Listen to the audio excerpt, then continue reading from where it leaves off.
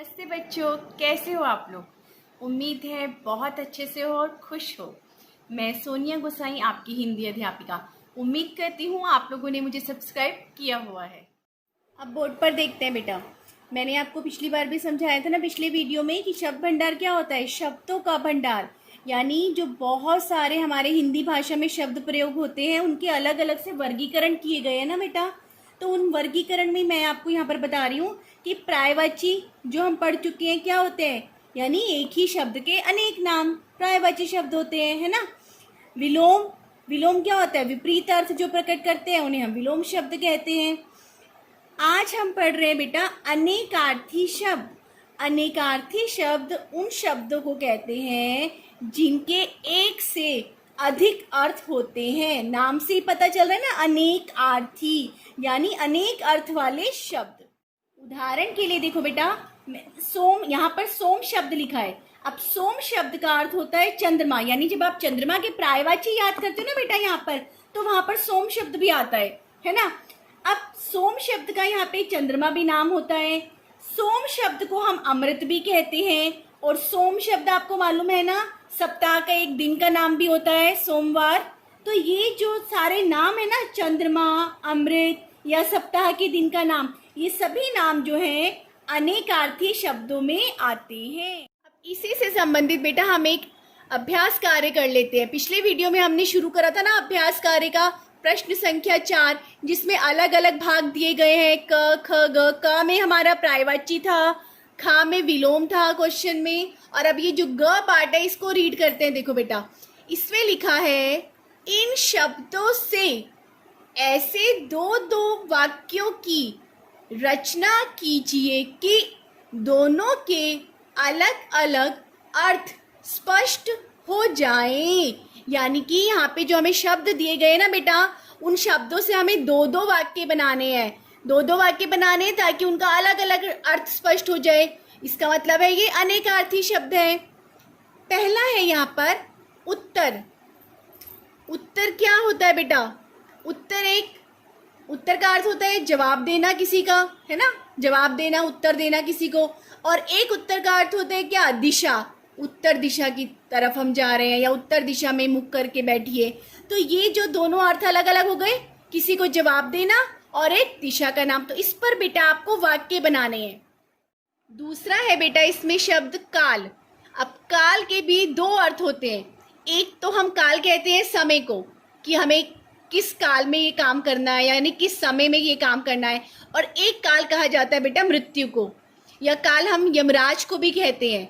ठीक है, अगर आप अपनी पुस्तक देखेंगे तो उसमें लिखा हुआ है बेटा, मृत्यु भी लिखा हुआ है, उसमें यमराज भी लिखा हुआ है। तो आपको जो भी आसान लगता है ना बेटा, आप उस पर वाक्य बनाएंगे, है ना। अगला है मूल। मूल शब्द का दो नाम होते हैं, यानी दो अर्थ निकलते हैं मूल के भी। एक मूल हम कहते हैं जड़ को, इसकी जड़ कहाँ है या इसका मूल क्या है, मूल कहाँ से, वो किस मूल के निवासी हैं, ये भी होता है। एक मूल होता है आरंभ। आरंभ माने शुरुआत, तो इसकी शुरुआत कहाँ से हुई। तो मूल जो शब्द है बेटा, इसके भी दो अर्थ होंगे। इस पे भी आपको दो अलग अलग वाक्य बनाने हैं। अगला है बेटा शब्द यहाँ पर घन। घन के भी दो अलग अलग अर्थ निकलते हैं। एक होता है इसका नाम बादल, यानी बादल इसको बोला जाता है घन को। और एक होता है हथौड़ा। ठीक है, घन को हम घना भी बोलते हैं बेटा। तो आपको इन दोनों शब्दों के दो अलग अलग वाक्य बनाने हैं ताकि इनका अर्थ स्पष्ट हो जाए। ठीक है बेटा। अगला है यहाँ पर अंतर। ये अंतर शब्द बेटा, अंतर को हम क्या बोलते हैं? भेद, है ना। इसमें क्या अंतर है या उन दोनों में क्या भेद है। एक अंतर बोला जाता है अवधि को।